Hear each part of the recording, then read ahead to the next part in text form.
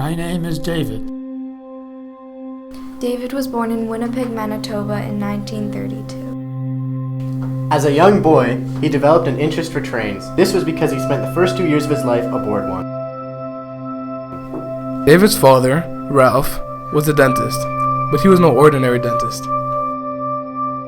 His father ran a dental office and a train car that traveled across northern Ontario, cleaning and fixing people's teeth. At the time that David was a child, the Great Depression had swept the nation of Canada, and work was hard to find for his father.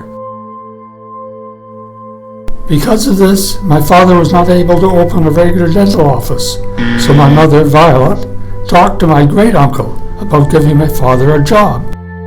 Her uncle, Fred, recommended Ralph to the Department of Health, where he took on a job as an itinerant Northern Ontario dentist.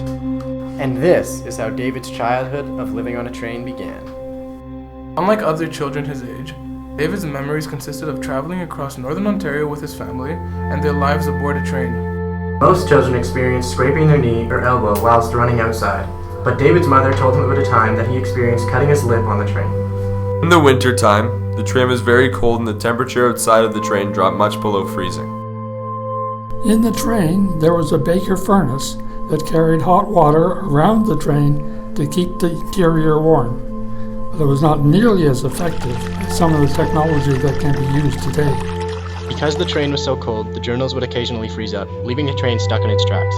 If the train were to move, the wheels would stay still and the train would skid along the tracks. To assist in giving the train momentum, another train, called the Way Train, would drive up to the tracks and give the dental car a little push.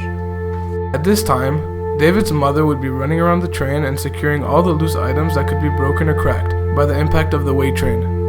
She made sure all the dishes and china were safe, all the windows and doors were closed, and everything was where it was supposed to be. David's mother only forgot to make sure one thing was safe, and that one thing was David, who had been sitting in his high chair at the time.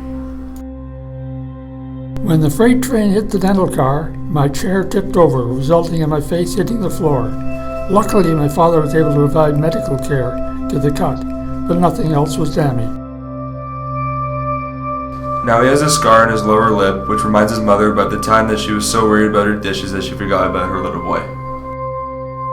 David enjoyed hearing about the stories of what happened on the train when he was a child, as he was too young to have a memory for himself. He enjoyed these memories so much that he decided to write a book called Whistle Stop Dentist in 2002, which talks all about his father and other dental car operators.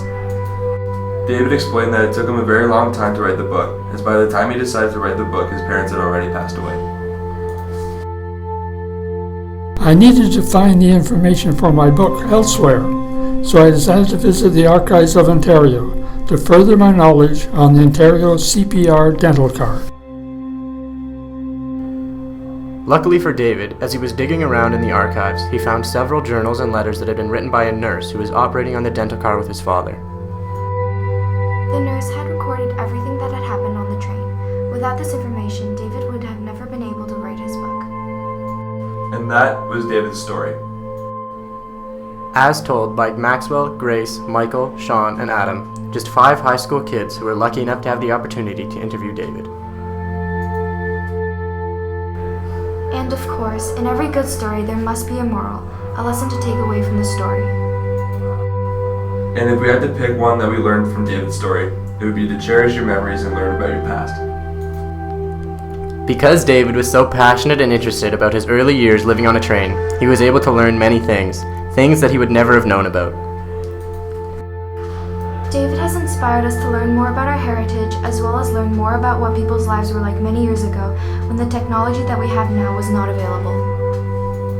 And we encourage everyone else in the class to do a bit of research of their own about their family's past.